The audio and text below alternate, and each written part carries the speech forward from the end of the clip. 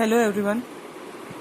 Class 9 का topic आज हम ले रहे हैं कार्तीय पद्धति। बेटा हम ऑलरेडी इसका पार्ट 1 कर चुके हैं, जिसमें हमने आपको कार्टेशियन सिस्टम के बारे में बताया कि क्या है कार्तीय पद्धति, क्या है आपके निर्देशांक ज्यामिति।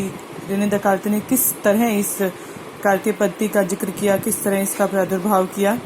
आइए आगे इसके बारे में और जानते हैं। तो हम स्टार्ट कर रहे हैं संख्या रेखा से। वैसे हमने पहले भी संख्या रेखा आपको बताई थी, पर आइए फिर एक बार और इसको रिव्यू ले लेते हैं ताकि आगे हम जान पाएं कि कार्तीय पद्धति क्या है। इसी की कंटिन्यूशन में हम करेंगे संख्या रेखा। संख्या रेखा पर एक नियत बिंदु से दूरियों को बराबर एककों में एक ही दिशा में धनात्मक और दूसरी ही दिशा में ऋणात्मक अंकित किया जाता है। उस बिंदु को जहां से दूरियां अंकित करते हैं उसे मूल बिंदु कहा जाता है। ध्यान से देखिए, मैंने एक रेखा दर्शाई है यहाँ पर। इसके दोनों तरफ यहाँ तीर का निशान है। इसका अर्थ है कि इस रेखा को दोनों दिशाओं में अपरिमित रूप से बढ़ाया जा सकता है। यहाँ हमने एक बिंदु लिया है जहाँ से हम राइट साइड में पॉजिटिव नंबर्स और लेफ्ट साइड में नेगेटिव यानी कि ऋणात्मक नंबर्स को दर्शा रहे हैं। इसे जिस बिंदु से हमने दूरियां शुरू करनी है लेफ्ट और राइट के लिए, उस बिंदु को हमने ओरिजिन दर्शाया है। ओरिजिन यानी मूल बिंदु, जहां से शुरू करेंगे हम संख्याओं को। इसके राइट साइड में चलेंगे तो हमने बराबर दूरियों पर संख्याएं ली हैं 1 2 3 4 5 धनात्मक यानी कि पॉजिटिव नंबर्स। 0 से लेफ्ट में हम जाते हैं तो नीचे की तरफ हमें ऋणात्मक संख्याएं मिलती हैं यानी कि नेगेटिव नंबर्स मिलते हैं। यह संख्या रेखा पर इस तरह हम संख्याओं को दर्शा सकते हैं। और इस बिंदु को जहां से संख्याओं को दर्शाना शुरू करते हैं बराबर दूरियों पर, एकक दूरी जिसे हमने कहा, उसे हम कहते हैं मूल बिंदु। रेने देकार्त ने जब कार्तीय पद्धति का प्रादुर्भाव किया तो उससे पहले हम सिर्फ संख्या रेखा को ही प्रयोग करते थे, परंतु देकार्त ने हमें एक तल पर एक दूसरे पर लंबवत रेखाओं को खींचने और इनके सापेक्ष तल पर बिंदुओं का स्थान निर्धारण करने का विचार दिया। देकार्त ने हमें बताया कि किसी एक बिंदु की सही स्थिति निर्देशित करने के लिए हमें एक नहीं अपितु दो संख्याओं की, दो सूचनाओं की आवश्यकता होगी। उन्होंने बताया परस्पर लंब दो रेखाओं को हम प्रयोग कर सकते हैं। प्रारंभ में ऐसा कुछ निर्देशित नहीं किया गया कि दिशाएं किस दिशा में रेखाओं को लेना है। हम इस तरह भी रेखाओं को ले सकते हैं। आप देख सकते हैं ये परस्पर लंब है। इस तरह भी हम रेखाओं को ले सकते हैं, ये भी रेखाएं परस्पर लंब है। और इस तरह भी हम रेखाओं को दर्शा सकते हैं जो कि परस्पर लंबवत रेखाएं हैं। एक तल पर एक बिंदु को निर्देशित करने के लिए दो रेखाओं को खींचने और बिंदुओं का स्थान निर्धारण करने का ये विचार रेने देकार्त ने हमें दिया।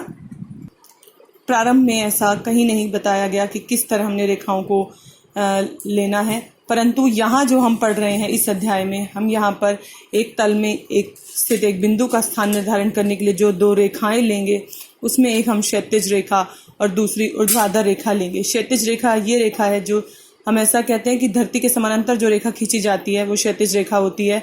या ऐसा कहा जाता है कि जिस स्थिति में हम सोते हैं वो हमारी क्षैतिज रेखा की स्थिति होती है, और जिस स्थिति में हम खड़े होते हैं वो लंबवत स्थिति यानी कि ऊर्ध्वाधर रेखा होती है।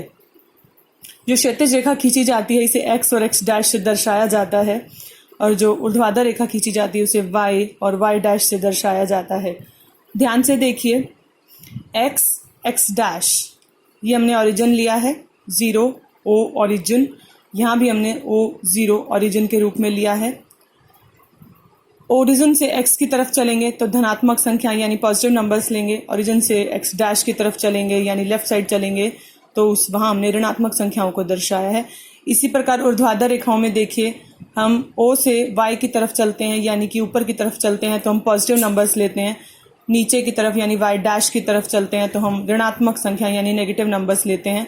तो इस तरह आप याद रख सकते हैं कि x है तो आप पॉजिटिव नंबर लेने हैं, x डैश है तो नेगेटिव लेना है, y है तो पॉजिटिव लेना है, y डैश की तरफ जाना है तो नेगेटिव संख्याएं हमने लेनी है। इसके बाद देकार्त ने हमें बताया कि इन दोनों संख्याओं को इस प्रकार मिलाएं, क्षैतिज रेखा और ऊर्ध्वाधर रेखा को इस प्रकार मिलाएं कि वो मूल बिंदु यानी O पर यानी ओरिजिन पर प्रतिच्छेद करें। तो इस प्रकार आप देख सकते हैं हमें जो ये दो परस्पर लंबवत रेखाएं मिली हैं, x x dash y y dash, ये दोनों रेखाएं क्षैतिज रेखा और ऊर्ध्वाधर रेखा हमने जिस तरीके से ली हैं वो मूल बिंदु यानी ओरिजिन पर प्रतिच्छेद करती हैं। ध्यान से देखिए, O X dash, O X पर धनात्मक यानी positive numbers, O X dash पर ऋणात्मक संख्याएं, O Y positive numbers, O Y dash negative numbers हमने यहाँ लिए हैं। क्षैतिज रेखा एक्स एक्स डैश को एक्स अक्ष लिखा जाता है, जिसे हम इंग्लिश में एक्स एक्सिस भी कहते हैं। लंबवत रेखा जो ये हमने ली है इसे ऊर्ध्वाधर रेखा भी कहा जाता है। इसे वाई वाई डैश जो है जो हमारी, इसे वाई अक्ष भी कहा जाता है, जिसे इंग्लिश में कहते हैं वाई एक्सिस। ध्यान से देखिए, इन दोनों लंबवत रेखाओं ने इस तल को, जो ये जिस तल पर हमने काम किया, इस तल को 4 बराबर भागों में बांटा, जिसे हम चतुर्थ अंश कहते हैं। इसे इंग्लिश में क्वाड्रेंट्स भी कहा जाता है। चतुर्थ अंश, चौथा अंश। क्वाड्रेंट, क्वाड शब्द भी 4 भागों के लिए आता है, इसीलिए इसे इंग्लिश में क्वाड्रेंट कहा जाता है। यहाँ मैंने इस तल के जो 4 भाग हैं, जो 4 चतुर्थांश हैं, उनके नाम लिखे हैं। पहला चतुर्थांश, दूसरा चतुर्थांश, तीसरा चतुर्थांश और चौथा। हम यहाँ घड़ी की विपरीत दिशा में चतुर्थांशों को दिखा रहे हैं। आइए अब देखते हैं कि पहले चतुर्थांश में, ध्यान से देखिए, पहला चतुर्थांश ओ एक्स वाई, ओ एक्स ओ वाई, इस भाग में हम देख सकते हैं एक्स की संख्याएं भी पॉजिटिव हैं और वाई की संख्याएं भी पॉजिटिव हैं। तो इस चतुर्थांश में जो भी बिंदु जिसे हम निर्देशित करेंगे वो दोनों ही धनात्मक होंगे, दोनों ही पॉजिटिव होंगे, यानी एक्स की वैल्यूज भी पॉजिटिव और वाई की वैल्यूज भी पॉजिटिव। आइए दूसरे चतुर्थांश में देखते हैं। इधर जब हम लेफ्ट में आए दूसरे चतुर्थांश में तो एक्स नेगेटिव है, परंतु हम ऊपर की तरफ ही हैं दूसरे क्वाड्रेंट के लिए, तो यहाँ पर एक्स पॉजिटिव लेना है, वाई नेगेटिव लेना है।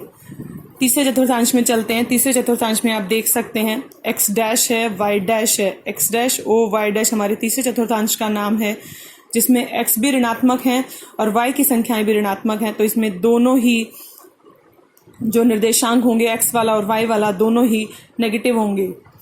फोर्थ क्वाड्रेंट में ध्यान दीजिए, यहाँ पर हमारा फोर्थ क्वाड्रेंट है एक्स ओ वाई डैश। यहाँ पर एक्स है तो एक्स का निर्देशांक पॉजिटिव लेना है, वाई डैश है तो वाई का निर्देशांक नेगेटिव लेना है।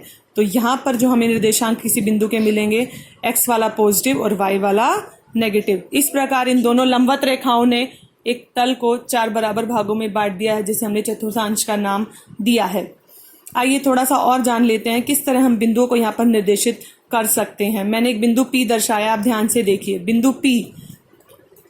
बिंदु P के ब्रैकेट में मैंने लिखा है 2 1। जो पहली संख्या लिखी जाती है वो एक्स निर्देशांक के लिए लिखी जाती है, तो हम एक्स अक्ष पर बिंदु 2 तक चले। दूसरी संख्या मैंने लिखी है y के लिए, जो कि 1 है। पहले x निर्देशांक लिखा जाता है, फिर y निर्देशांक, और उसको ब्रैकेट में लिखा जाता है। x अक्ष के लिए हम 2 चले, y निर्देशांक 1 है तो y के लिए हमें ऊपर चलना होगा। तो y क्योंकि जमा 1 है तो हमें ऊपर चलना है, तो हम इस बिंदु पर पहुंचे। इस बिंदु को हमने P का नाम दिया है, जिसके निर्देशांक हैं 2 1।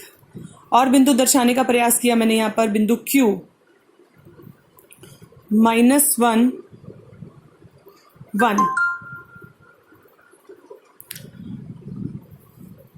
ये बिंदु हमारा Q, क्योंकि x निर्देशांक -1 है तो मैंने यहाँ पर x अक्ष की तरफ, x डैश की तरफ -1 पर चला, और y निर्देशांक 1 है तो ऊपर की तरफ चला, तो हम इस बिंदु Q पर पहुंच गए। तीसरे क्वाड्रेंट का एक और बिंदु देखते हैं।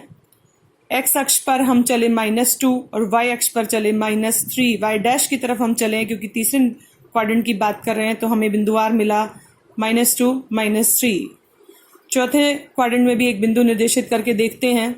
x अक्ष पर हम 3 चले, y अक्ष पर हम चले -1, तो हम बिंदु S पर पहुंच गए। तो S के निर्देशांक लिखे जाएंगे 3 -1।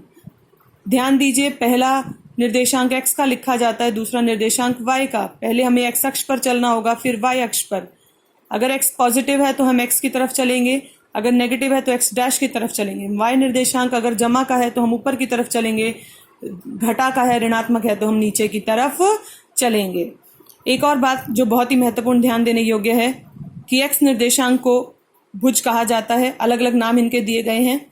y निर्देशांक को कोटि कहा जाता है, और अगर हम इकट्ठा इनको एक ब्रैकेट में लिखते हैं, जैसे कि हमने यहाँ लिखा है 2 3, ये किसी एक बिंदु के निर्देशांक होंगे। तो इस तरह हम ब्रैकेट में जब दोनों को एक साथ लिखते हैं तो निर्देशांक कहे जाते हैं। अगर अलग अलग बताएंगे x निर्देशांक भुज, y निर्देशांक कोटि। तो इस तरह हमारा कार्तीय पद्धति का ये भाग 2 कंप्लीट हुआ।